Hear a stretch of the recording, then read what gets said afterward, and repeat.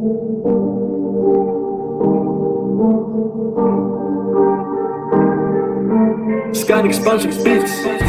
time to teach ya a life of secrets from the mind of Lucretia, defying the creatures and smiting the demons that tend to lie and deceive us. They try to defeat you, but you can beat them if you believe. Welcome to the channel of ample, it's lucid dreams, where the truth is free.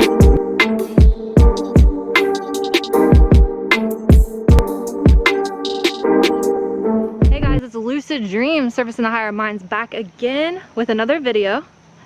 And we are again in the cornfield. How beautiful is that? You could hear my family out there having fun. They're still working on a deck, so yeah. I love my kids so much. They're so cute. Okay, so today we're going to talk about Revelations chapter 13, verse 14. Yeah, Revelations chapter 13, verse 14 states as follows. Because of the signs that he was given on behalf of the first beast, he deceived the inhabitants of the earth. He ordered them to set up an image in honor of the beast who was wounded by the sword, but yet lived. Okay, so that's a deep statement. Because of the signs he was given, power to do on behalf of the first beast, he deceived the inhabitants of the earth. He ordered them to set up an image in honor of the beast who was wounded by the sword and yet lived. Okay, so yeah. If you guys can find an actual statue of this beast, which would be the first beast that we spoke about, let me know, because I'm just curious. There's always a 3D perspective, so that means there must be a true statue of this beast. And so this would be the beast that's coming out of the sea that this is referring to.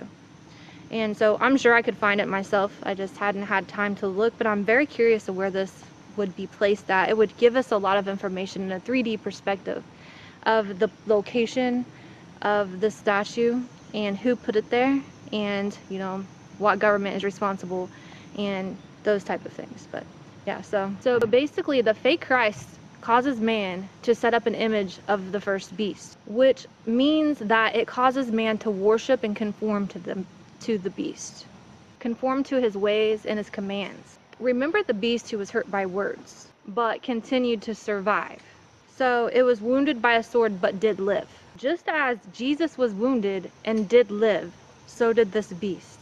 Those who worship this outward person or character fail to house or possess the true light within, which is ironically the love and the hope and the power that Jesus embodied and taught. Jesus himself never once told us to worship images of him, but the beast, he demands it. So in other words, the second beast who arose by means of the earth is the fake Christ who uses power from divine mind to rise himself up in high ranking in view of others, as we discussed in the previous verse. However, it's a deception by means of inventions inspired by the first beast of the sea, who uses all forms of invasions of thought to entice our minds to be led astray. He deceives us by use of inventions pretty much given to him by knowledge of the first beast that came out of the sea. He uses all thought forms of invasion. He invades the mind, okay? So think about that. Think about all the ways right now that invasion of the mind is occurring. Notice how you think something, or you're talking to somebody and your phone might hear or listen, and next thing you know, you're getting offered to buy that product that you were just talking about. Okay, these are forms of mind invasions, okay?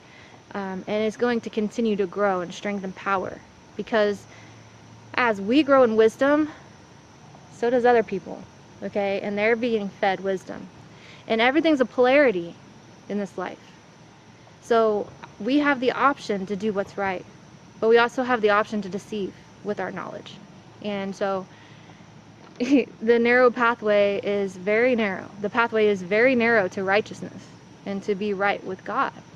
These invasions of thought are to entice our mind, and this is what leads us all astray. This is what leads people astray, and people don't understand that it's happening.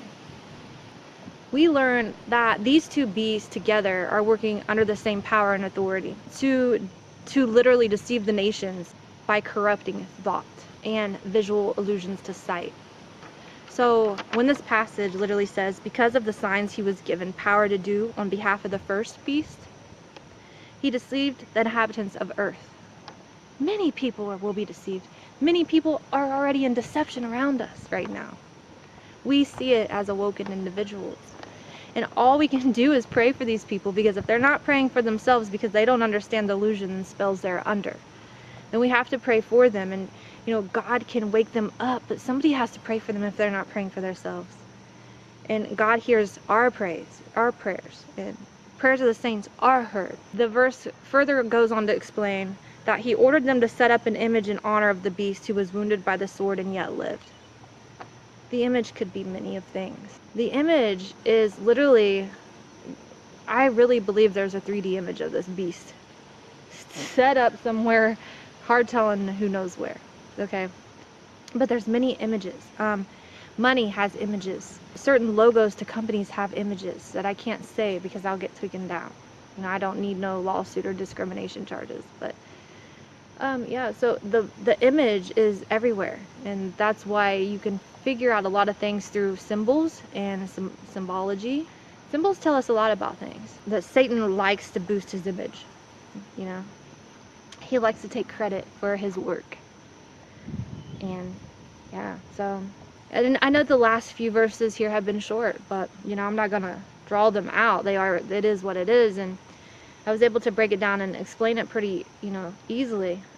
But the rest might be a little longer. What we're coming up onto requires more explanation, and it kind of draws everything together as we narrow into the finishing of chapter 13. So I'm excited, and I look forward to doing that with you guys. Lucid Dreams here, servicing the higher minds. Thanks for joining. Please like, share, and subscribe.